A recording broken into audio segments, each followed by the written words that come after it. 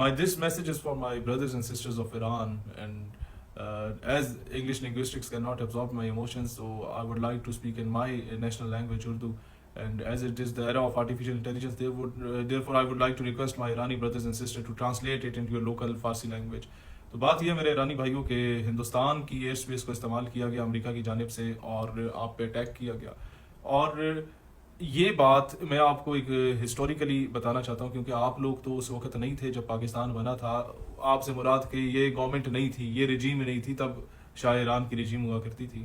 اس سے پہلے کیا ہوا تھا, تحریک خلافت چلی تھی 1920 میں. آٹومن امپائر کو جب توڑا جا رہا تھا تو بر صغیر کا مسلمان, پاکستان, انڈیا, بنگلہ دیش کا مشترکہ خطے کا مسلمان نکلا تھا. تو تحریک خلافت میں مہنداس کرم چند گاندھی صاحب جو ہیں, مہاتما گاندھی, یہ جو ہندوستان کا بانی جنہیں کہا جاتا ہے اور کانگریس کے لیڈر تھے. مودی تو دہشت گرد ہے اور اس کو ساری دنیا جانتی ہے, لیکن گاندھی ایک چھپا ہوا منافق آدمی تھا. میں آپ کو اس کے بارے میں بتانا چاہتا ہوں کہ وہ جو ایک ہیومن رائٹ کا بہت بڑا چیمپئن تھا, اس کی حقیقت کیا تھی, تو آپ کو اندازہ ہو جائے گا تو مودی کتنا بڑا دہشت گرد ہو سکتا ہے. کیونکہ آپ کو تھوڑی بہت محبت ہندوستان سے تھی ہمارے مقابلے میں, اور آپ کو میں وہ کلیئر کرنا چاہتا ہوں اس بات کے بارے میں.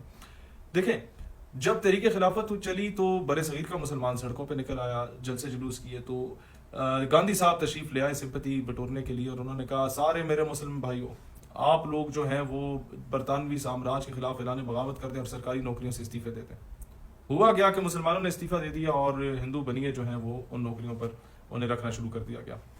پھر اس نے کہا جناب کیونکہ ہندوستان مسلم اکثریتی علاقہ نہیں ہے اور یہاں پر انگریز کی حکومت ہے, لہٰذا آپ لوگ ہجرت کر کے ایران یا افغانستان چلے جائیں. تو وہاں شاہ ایران کی گورنمنٹ تھی, یہاں شاہ افغان کی گورنمنٹ تھی. دونوں نے ریفیوز کر دیا کہ بھائی ہمارا اپنا گزارا اتنا اچھا نہیں ہوتا کہ تم لوگوں کو بھی ہم لوگ سنبھالیں.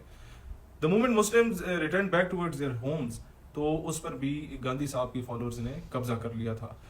اس کے بعد ان لوگوں نے کہا تھا کہ جناب اپنے بچوں کو سرکاری اسکولوں سے نکال دو. تو بچوں کو اسکولوں سے نکال دیا, مسلمان تعلیم سے بھی محروم رہا. اور پھر انہی کے بچوں کو انہی اسکولوں میں ایڈمیشن دیا گیا تھا جو مسلم کوٹے کی سیٹیں ہوتی تھیں اس پہ. تو ہوا یہ کہ وہ شخص جو ہیومن رائٹس کا اتنا بڑا علمبردار تھا, اور جس کو آج تک تاریخ یہ کہتی ہے کہ یہ شاید ہندو مسلم یونٹی کا بھی ایک بہت بڑا علمبردار تھا, اس کی حقیقت میں نے آپ کے سامنے رکھی ہے. تو مودی صاحب کی کیا حقیقت ہے, جس کو بچر آف گجرات کا لقب دیا گیا, وہ مودی جس نے مکہ مسجد حیدرآباد دکن میں اور پھر بابری مسجد کو شہید کر کے 12 ربیع الاول والے دن اس پر سپریم کورٹ سے فیصلہ دلوایا کہ یہاں پر ابھی بتوں کی پرستش ہوگی اور یہاں رام مندر بنے گا.